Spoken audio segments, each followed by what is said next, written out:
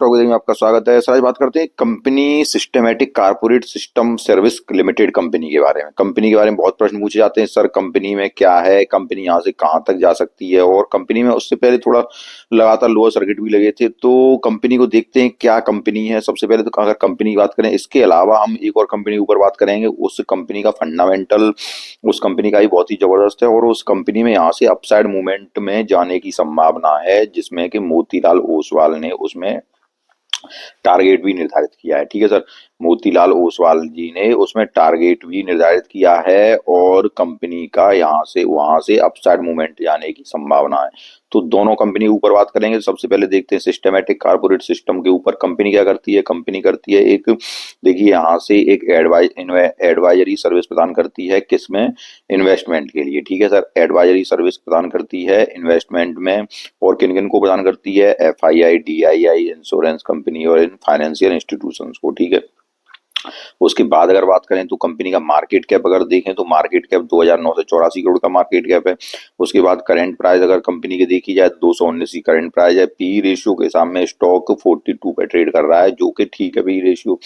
वहां से अगर ROC ROE की देखी जाए तो 48.4 की और 42.4 की ROC ROE बहुत ही जबरदस्त है। आगे अगर चर्चा करें तो पीजी रेशियो की बात करें तो पीजी रेशियो के हिसाब से कंपनी आपको अभी अंडर वैल्यूड मिल रही है, क्योंकि पीजी रेशियो अगर 1 से कम होता है तो कंपनी आपको अंडर वैल्यूड मिलती है, अगर 1 से अधिक होता है तो कंपनी आपको ओवर वैल्यूड मिलती है। ठीक है सर, तो पीई रेशियो के अनुसार कंपनी आपको सही रेट पे मिल रही है, अंडर वैल्यूड मिल रही है। यहाँ से अगर डेब्ट टू इक्विटी कर्जा अगर देखा जाए तो 0.17 का कर्जा है, अर्थात 1 रुपया आप कंपनी में खर्च कर रहे हैं, इन्वेस्ट कर रहे हैं। ठीक है सर, तो 1 रुपया इन्वेस्ट कर रहे हैं तो आपको कितना कर्जा मिला, 17 पैसे का कर्जा मिला। उसके बाद अगर देखें तो रिजर्व कंपनी के पास अच्छे हैं, सेल्स ग्रोथ अच्छी है कंपनी की। उसके बाद प्लेज परसेंटेज कुछ है नहीं है, और ओवरऑल अगर सेल्स ग्रोथ 5 साल की और 3 साल की देखी जाए तो 21% की और 38.5% की है। अब कंपनी में दिक्कत क्या है वो भी हम आपको बताएं। प्रमोटर की होल्डिंग देखी जाए तो 70% की प्रमोटर की होल्डिंग है। अब यहाँ से अगर थोड़ा सा रिजल्ट की तरफ भी अगर निगाह डाली जाए तो रिजल्ट देखते हैं आप कंपनी के इस बार के रिजल्ट किस प्रकार के हैं। देखो सेल्स कंपनी की लगातार बढ़ रही है और ये देखिए आप 18, 20 और ये लगातार बढ़ती चली जा रही है, ये भी अच्छी बात है। ऑपरेटिंग प्रॉफिट मार्जिन की बात की जाए तो ऑपरेटिंग प्रॉफिट मार्जिन 22% का, उससे पहले 10% का, उससे पहले 49% का, उससे पहले 64% का।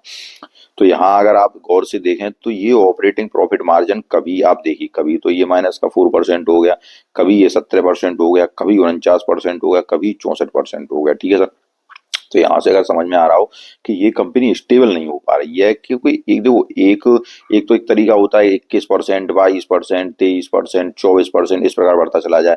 अब एक ये है कि देखो 64% हो रहा है और फिर 10% रह गया, तो कंपनी स्टेबल नहीं हो पा रही है। इसी प्रकार से अगर नेट प्रॉफिट अगर देखा जाए तो नेट प्रॉफिट भी आप देखिए 2 करोड़, ठीक है, उससे पहले 23 करोड़, उससे पहले 24 करोड़। तो एक अच्छी कंपनी की निशानी अगर ये देखी जाए तो उसमें एक स्थिरता होनी चाहिए। क्या होनी चाहिए, स्थिरता है। यहाँ एक शब्द आता है जो मैंने शब्द लिया है इसमें, स्थिरता। स्थिरता किसमें, नेट प्रॉफिट अगर कंपनी का बढ़ रहा है तो नेट प्रॉफिट लगातार बढ़ना चाहिए। ठीक है सर, तो ये एक इस निरंतरता कंपनी के अंदर नहीं आ रही है, तो उसका होना बहुत ही जरूरी है। अब क्या है कि एक छोटी कंपनी है, कितने करोड़ की कंपनी है, 2800 करोड़ की कंपनी है। ठीक है, तो ये इन कंपनियों में प्रॉब्लम्स होती है, आपको ये हमेशा याद रखना है। एक प्रॉब्लम्स और होती है कि इन कंपनियों जो छोटी कंपनी होती हैं 1000 करोड़ की या 2000 करोड़ की, तो उसमें ऑपरेटर भी हावी हो जाते हैं, ये बात आप याद रखिए।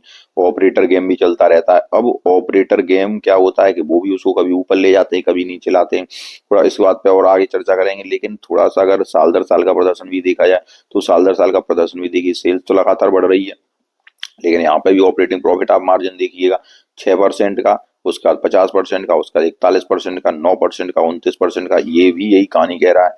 अगर यहाँ पे ईपीएस अगर देखा जाए तो इस बार का ईपीएस 5.47 का है, लेकिन एक बार 0.39 का भी है, उससे पहले माइनस के 3.34 का है। तो ये प्रॉब्लम्स आपको दिख रही होगी। अगर कंपाउंडेड सेल्स ग्रोथ की बात की जाए तो ये ठीक है, ये आपकी 14%, 5 साल की 21%, 38%, प्रॉफिट ग्रोथ 80%, 243%, ये सब ठीक है। अब यहाँ बैलेंस शीट पर अगर चर्चा की जाए तो बैलेंस शीट में रिजर्व कंपनी का बढ़ रहा है, और रिजर्व बढ़ने के बाद कर्जा जो है, कर्जा लगातार कम हो रहा है, अच्छी बात है। फिक्स्ड एसेट बढ़ रहा है, ये भी अच्छी बात है। तो ओवरऑल प्रदर्शन अगर कंपनी का देखा जाता है तो ओवरऑल प्रदर्शन ठीक है, लेकिन एक ही प्रॉब्लम आती है जो मैंने आपको अभी बताया कि निरंतरता कंपनी के अंदर नहीं है। ठीक है, निरंतरता नहीं है, जिसका होना बहुत ही आवश्यक है किसी कंपनी के फंडामेंटल के अच्छे होने के लिए। तो ये एक कमी निकल के आई। उसके बाद प्रमोटर की होल्डिंग देखें तो प्रमोटर की होल्डिंग 70% की है, 70.57 की। और सितंबर के क्वार्टर में नवंबर क्वार्टर तक है, सितंबर क्वार्टर में कितनी है 74.23%। यहाँ तक ये मेंटेन थी, लेकिन क्या हुआ नवंबर के क्वार्टर में इसकी सब प्रमोटर की होल्डिंग थोड़ी सी कम हुई है, और उसको किसने लिया है, कम होने के बाद उसको लिया है सर देखिए किसने, एफआईआई ने। तो ये एक अच्छी बात निकल के आ रही है कि इसको किसने पकड़ा है, एफआईआई ने। तो ओवरऑल अगर मैं कहूँ तो ओवरऑल कंपनी के फंडामेंटल ठीक ठाक हैं। अब हम चलते हैं इसके थोड़े से टेक्निकल पे चलते हैं, उसके बाद टेक्निकल्स के बाद थोड़ा चार्ट पे चलेंगे, उसके बाद मैं आपको अनंतराज के केवल चार्ट पर ही चलूंगा, और उसमें भी आपको क्यों ग्रोथ की पोटेंशियल है वो सारी बातें बताऊंगा। तो सबसे पहले अब इसके थोड़ा टेक्निकल चलते हैं, उसके बाद इसके चार्ट पे चलते हैं कि कहाँ आपको एंट्री लेनी चाहिए, क्या करना चाहिए, ये बात बताते हैं टेक्निकल्स के ऊपर।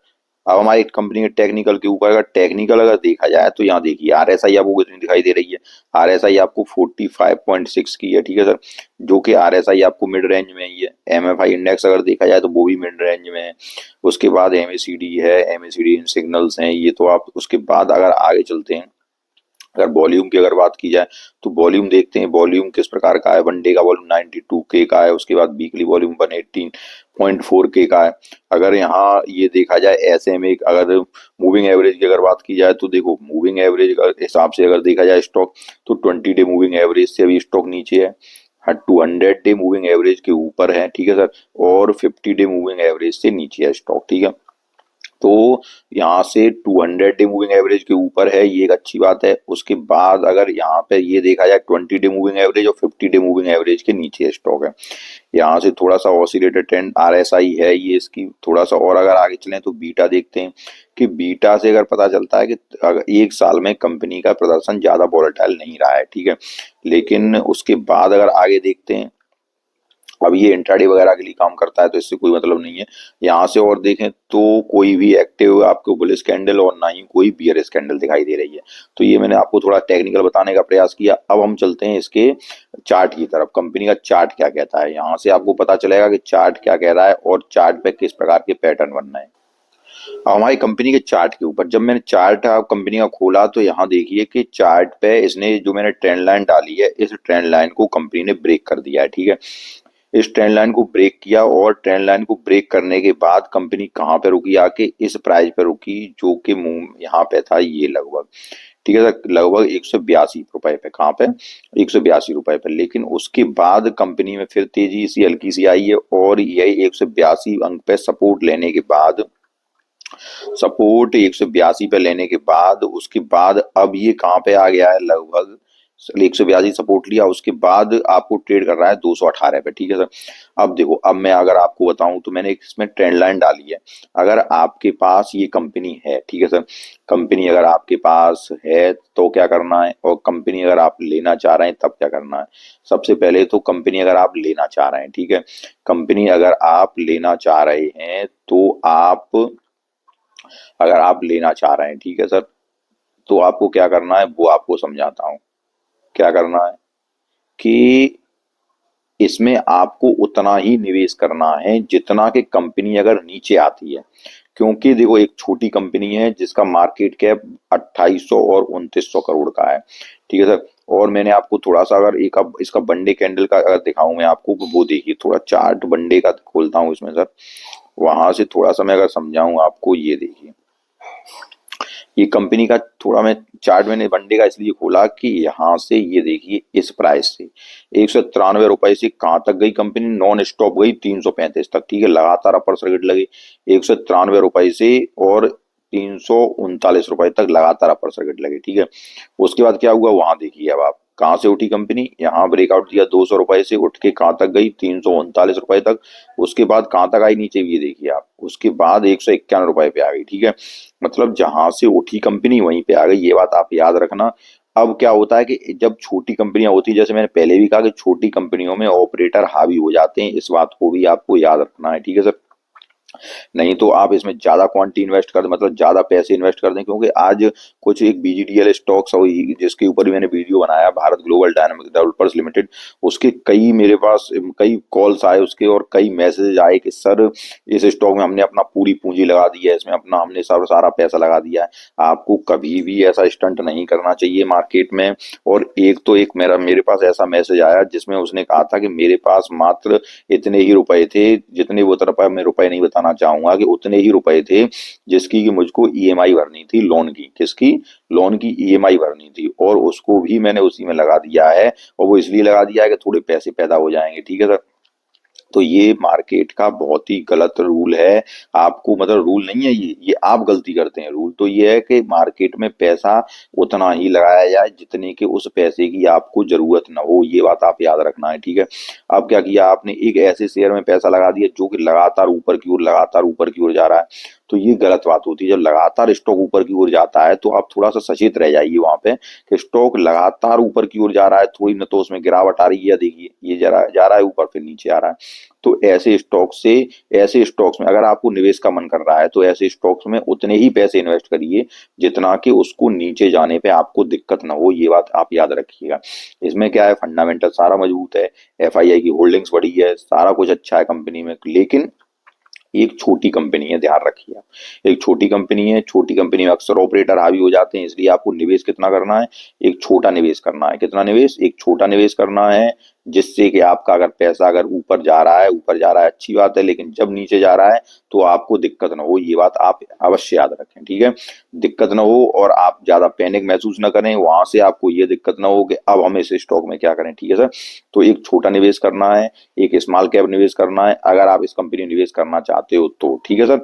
उसके बाद अब हम अगली कंपनी के बारे में बात करते हैं। हाँ, एक बात और बता दूं, थोड़ा सा एक बात और बताऊं कि इसका जो मोमेंटम अगर स्टॉक का बनेगा तो मोमेंटम कहाँ पे बनेगा, अगर आप ऊपर कहीं फंसे हुए हो तो स्टॉक ऊपर की ओर आने की गुंजाइश रख रहा है, लेकिन कब, जब 241 रुपए के ऊपर निकलेगा, ठीक है सर। 241 रुपए के स्टॉक ऊपर निकलेगा, फिर एक ट्रेंड लाइन के सपोर्ट पे आ जाएगा और यहाँ से स्टॉक फिर ऊपर की ओर चला जाएगा, ठीक है सर। तो आप ये बात याद रखिए, अगर आप ऊपर कहीं फंसे हो तो स्टॉक आपकी प्राइस पे जरूर आएगा, तो उसको ध्यान दीजिए कि आपकी प्राइस पे आएगा, उसके बाद उस स्टॉक में उतने ही निवेश करिए, एक छोटे स्टॉक में उतना ही निवेश करना है जितना के उसको नीचे आने पर आपको दिक्कत ना होती हो, पैनिक ना होता हो, ठीक है सर। उसके बाद अगले स्टॉक की बात करता हूँ, फंडामेंटल बहुत ही जबरदस्त है, स्टॉक का नाम है अनंतराज। क्या नाम है सर, अनंतराज। तो अनंतराज की बात करते हैं, अनंतराज, अनंतराज स्टॉक है, इसकी बात करते हैं। अब ये अगर इस स्टॉक की बात करें, अब हम बात करते हैं अनंतराज की, तो इसका चार्ट देखिए आप, क्या बुलिश पैटर्न है चार्ट में, ये देखिए आप, जबरदस्त बुलिश पैटर्न है, सीधा ऊपर की ओर जा रहा है, ब्रेकआउट दिया है स्टॉक ने, और यहाँ देखिए आप डब्ल्यू पैटर्न का ये ब्रेकआउट है, और ब्रेकआउट के बाद सीधा स्टॉक ऊपर की ओर निकल के जा रहा है। स्टॉक की अगर बात करें, कंपनी क्या करती है, कंपनी डेटा, क्योंकि भारत सरकार इस पक्ष में है कि भारत का डेटा भारत में ही रहे, ध्यान रखिए आप, भारत का डेटा भारत में ही रहे, और डेटा एनालिसिस मतलब डेटा के क्षेत्र में कंपनी काम करती है।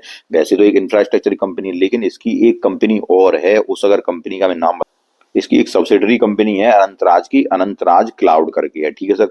कौन सी कंपनी है, अनंतराज क्लाउड, जो कि जो कंपनी है वो देश में जो क्लाउड या डाटा सेंटर, जो कि एक उभरता हुआ क्षेत्र है उसमें काम करती है, ठीक है। अगर इसकी बात करें कंपनी की, अनंतराज की, तो लगभग 26 या 27% से लगभग इसमें, लगभग कंपनी में आपको, अगर कंपनी में बात करें तो इसका सेल्स और जो आपका सेल, प्री सेल्स और कलेक्शन जो है आपका, प्री सेल्स और कलेक्शन, वो लगभग आपका यहाँ से 23 से 87% तक की, 23% और लगभग 87% तक बढ़ने की उम्मीद है, ठीक है सर। इस वजह से कितना, 23% और 87% सेल्स और कलेक्शन, ठीक है। इतना सीएजीआर बढ़ने की उम्मीद है, इसलिए ब्रोकरेज इस कंपनी को मान रहे हैं कि यहाँ से इस कंपनी में जबरदस्त ग्रोथ आ सकती है। अगर इस कंपनी की बात करें तो यहाँ चार्ट पैटर्न पे भी अगर देखें तो चार्ट पैटर्न भी इस कंपनी का बुलिश ही बनना है, और जो बुलिश चार्ट पैटर्न बनना है तो यहाँ तक ब्रोकरेज, इस स्टॉक की अगर ब्रोकरेज की बात करें तो लगभग 1100 रुपए तक का टारगेट दे रहे हैं, कितना सर, 1100 रुपए तक का टारगेट दे रहा है। अगर यहाँ से अगर हम बात करें तो देखिए ब्रेकआउट कहाँ से दिया है, ब्रेकआउट दिया है इस कंपनी ने 786 रुपए से ब्रेकआउट दिया है। अब यहाँ पे अगर आप कंपनी को देखो शॉर्ट टर्म में भी अगर ऐड करना चाहते हो तो थोड़ा सा, अगर मैं आपको जो शॉर्ट टर्म के लिए ऐड करते हैं उनके लिए भी अगर मैं बताऊं तो यहाँ से अगर ये देखिए आप, अगर इस स्टॉक का क्योंकि ये वीक ऊपर गया। तो अगर इस स्टॉक का अगर आप एसएल लेके चलें जो कि 776 का है, ठीक है, यहाँ से अगर आप एसएल ले लें, उसके बाद स्टॉक में निवेश करें, तो ये स्टॉक आपको इजीली आपको जिस टारगेट तक आप पहुंचना चाहते हो उस टारगेट तक पहुंचा देगा, ठीक है। जब अगले वीक में आप आगे जाएं, अगले वीक में आपको एसएल अगला अगला निर्धारित कर लें, जो कि अगला वीक होगा, जो कि मतलब नेक्स्ट ट्रेडिंग सेशन होगा। तो उसके बाद इसको एसएल को बढ़ाते जाएं और एसएल को बढ़ाते जाके स्टॉक के लिए जो एनालिसिस टारगेट दे रहे हैं वो लगभग मोतीलाल ओसवाल ब्रोकरेज जो टारगेट दे रहे हैं, कौन से ब्रोकरेज, मोतीलाल ओसवाल, जो मोतीलाल ओसवाल ब्रोकरेज टारगेट दे रहे हैं, उस कंपनी का टारगेट लगभग 1100 रुपए निर्धारित कर रहे हैं, ठीक है सर। लेकिन मैं इस टारगेट वगैरह को मैं कुछ नहीं मानता हूँ, मैं कुल इतना मानता हूँ कि कंपनी जबरदस्त कंपनी है और स्टॉक में कंपनी में लगभग सीएजीआर जो कि मैंने आपको बताया 23 से 27, जो सेल्स, प्री सेल्स और कलेक्शन जो है वो 23% से 87% तक बढ़ने की उम्मीद है इस कंपनी में। और जो कंपनी काम किस में करती है, डेटा सेंटर में कंपनी काम करती है, और भारत सरकार भी ये चाहती है कि कंपनी, भारत सरकार भी ये चाहती है कि भारत का डेटा जो है भारत में ही रहे, ठीक है सर। इस वजह से कंपनी में आपको जबरदस्त इजाफा देखने को मिलेगा और कंपनी आपको होल्ड करने लायक है। अब इसका अगला जो मैं आपको अगर फंडामेंटल, जो जो फंडामेंटल के लिए, इसके लिए एक अलग सी वीडियो बना दूंगा जिसमें कि केवल हम अनंतराज स्टॉक्स पर ही बात करेंगे और इसका डिटेल फंडामेंटल एनालिसिस और टेक्निकल एनालिसिस सारा कुछ करेंगे। लेकिन अभी अगर अभी आप इसको शॉर्ट टर्म के लिए लेना चाहें तो शॉर्ट टर्म के लिए कंपनी आपके लिए है, और वैसे कंपनी को आप लॉन्ग टर्म के लिए होल्ड कर सकते हैं और लॉन्ग टर्म में कंपनी आपको यहाँ से एक अच्छा पोटेंशियल दिखाने की संभावना रखती है, ठीक है सर। तो अगर आपके पास कंपनी है तो कंपनी को होल्ड कीजिएगा, अगर नहीं है आपके पास, अगर शॉर्ट टर्म के लिए लेना चाह रहे हैं तो एक एसएल रखिएगा। आप एक जो एसएल होगा लगभग 772 रुपए का होगा, उस एसएल से कंपनी को आप रखिए और कंपनी आपको यहाँ से 1100 रुपए तक के टारगेट जो ब्रोकरेज फर्म बता रहे हैं, तो 1100 रुपए तक टारगेट पहुंचने की संभावना नजर आ रही है। अगर आप इसको और होल्ड करते हैं तो कंपनी 1100 रुपए ही नहीं, कंपनी यहाँ से और भी ऊपर जाने की संभावना रखती है, बशर्ते आपको होल्डिंग्स रखनी पड़ेगी, ठीक है सर। तो मैंने आपको सारा कुछ बताने का प्रयास किया। कंपनी में होल्डिंग रखनी है, एक बेहतरीन कंपनी है अनंतराज।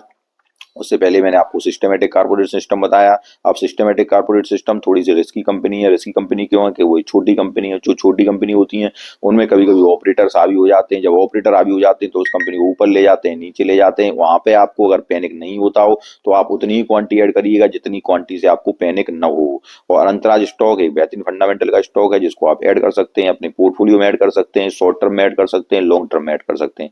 मैंने आपको सारी कुछ बातें बताने का प्रयास किया। सारी कुछ बातें पसंद आई हो तो वीडियो को लाइक कीजिए, चैनल सब्सक्राइब कीजिए। धन्यवाद।